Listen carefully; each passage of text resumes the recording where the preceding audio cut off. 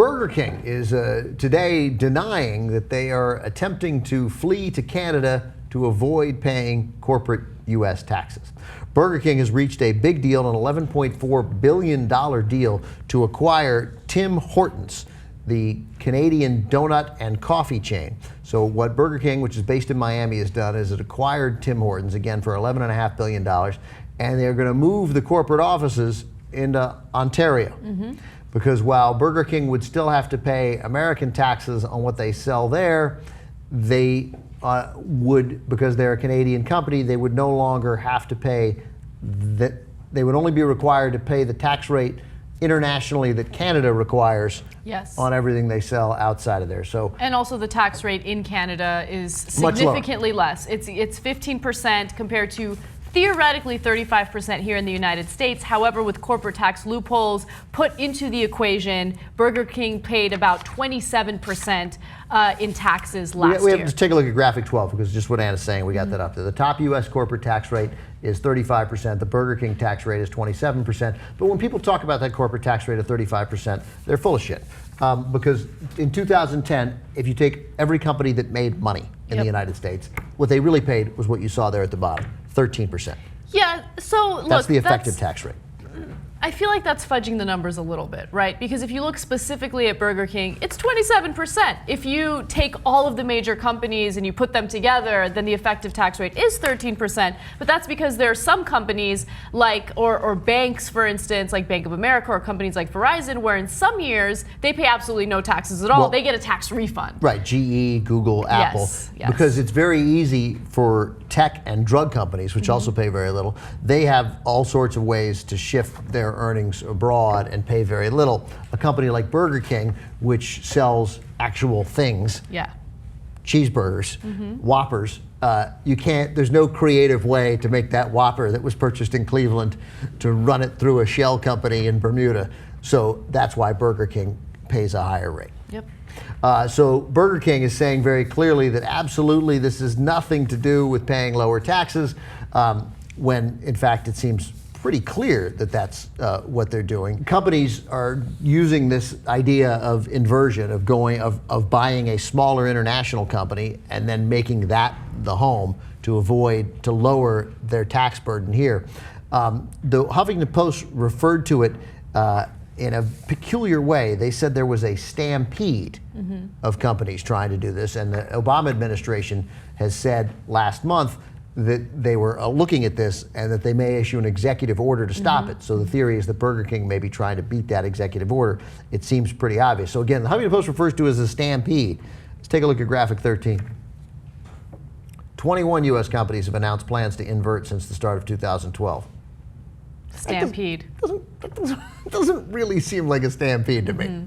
Wow, 21 companies out of the, I don't know, 2 million companies that we have. So, but it's an issue. Walgreens was going to do it, and the outcry was so significant from people objecting to it that they shelved plans. They had merged with a Swiss company, and they were going to move there. Now they're still doing the merger, but they're not moving. They're not going to do that. Yeah, I'm going to be completely honest with you about this story. So I'm the type of person who, will take in new evidence, even if it goes against my previous beliefs, and I'll be accepting toward it. And this is evidence indicating that people and companies will leave the country if they feel like the tax burden here is too much. Now, the fact that individuals that are at a higher income bracket have to pay 35% in taxes, and then certain corporations get all these nice little loopholes and they don't have to pay 35% absolutely enrages me, right? But what also enrages me is just the unpatriotic nature of what these companies do, right? They don't want to give back to the communities and to the country that gave them the entrepreneurial opportunities that made them successful. And that pisses me off. But the reality is corporations are amoral. They don't care about patriotism. They don't care about being the good guys. They care about their bottom line. So if they're going to have an opportunity to go to a different country, move their corporate offices to another country where taxes are lower, they're going to do it. And I understand why they do it. Sure. So this totally supports the notion that higher taxes lead to less jobs because people will leave the country, companies will move to a different country. I mean, Burger King will still exist here, so those people are still going to be employed here. But it actually won't, I mean, because Burger King just keep as many people employed here as they were. They're just going to pay back less. Yes. Because they're going to make money that they, as an American company, the money that they make overseas is taxed here. Now they'll be a Canadian company, so we can't tax the money they make overseas at the same rate. That's all. It's just, but it's deceitful because we all know it's an American company. Yes. They won't even have to, they don't even have to move the corporate offices. It's just paperwork. Everybody will stay in Miami. They don't have to do anything. So, okay, so what do you do? I mean, there definitely should be some sort of policy or law put in place to prevent this from happening. They should pay their fair share of taxes, and 27% for a highly profitable company. They'll argue that they're not profitable because the fast food industry has been kind of, it's plateaued recently because of the fact that people are going to places like Chipotle and Panera instead.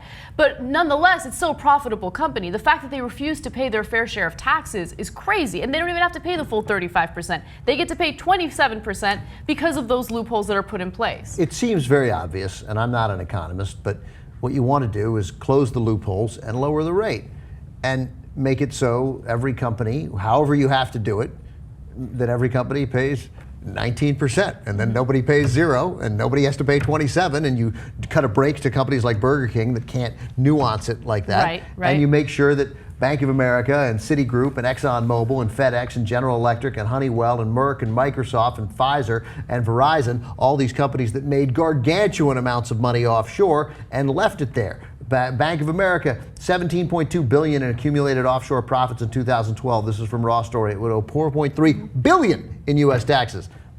But they're not doing it. They're not paying them. They don't have to. They're leaving the money over there. Citigroup would owe $11.5 billion. ExxonMobil, $6.2 billion from 2010 to 2012. It has $43 billion in offshore profits at the end of 2012. FedEx is huge at $6 billion. General Electric, as I mentioned, and then the drug companies. And Microsoft, like companies that we like, $4.5 billion they saved in federal income taxes. But they made $61 billion in offshore profits. Pay the taxes. Be a man. Be a man, do what's right and pay your taxes. They're not going to do what's right. They're going to do what's best for their bottom line. Again, corporations are amoral, which is why I don't understand anarchists who want to deregulate the shit out of everything. Why would corporations or companies do the right thing? Please don't tell me the free market's going to decide, because the free market doesn't have any idea what's going on because they don't have access to perfect information. Our media fucking sucks. Let me ask. Don't get me into this debate about fiscal policy, please. So Verizon, I have Verizon Fios. Right, for my cable and my home phone. I have a home phone, and so and for my internet, and I have Verizon Wireless. And these, have they ever given me a break on anything? No. When I tried to buy a new phone and take it back, I'd exceeded it by one day. I got to keep the phone. I got to pay $7,000. I can't upgrade 2 months early. I can't do anything. I pay a gargantuan amount of money. My wife and I combined, we have like 6 Verizon Wireless products, plus the home cable and the internet and the phone, right?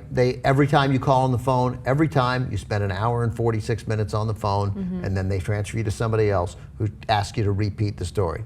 And in the last call that I had Verizon, I mentioned this in TYT Sports, the guy gets on the phone. I've been on the phone for nearly 2 hours talking to 3 people repeating the same goddamn story. And he says, and I'm sorry I'm going to do the accent because this is what he sounded like. Damn. Right? You're going to go there? Well, it's what he sounded like. But nonetheless, it doesn't matter. The accent is irrelevant. Anyone could say this. Okay. He says, I understand your problem, Mr. Mankiewicz, but can I just ask you one question? I go, yeah, okay, what? He goes, how are you doing today? Oh, no. You don't like that. How am I doing today? How am I doing today is I want to kill you and everybody in the house. That's how I'm doing today. Verizon. $19.3 billion in U.S. pre-tax profits from 2008 to 2012. Nearly $20 billion. $19.3 billion. Yep. What income tax do they pay over that 5-year period? 0. They got $535 million in tax rebates. Refunds, yes. They paid negative 2.8% in taxes, and they can't answer my fucking call! Or give me a frickin' upgraded phone. Fuck you. I think that was a very mature way to end the video, don't you? I do, definitely.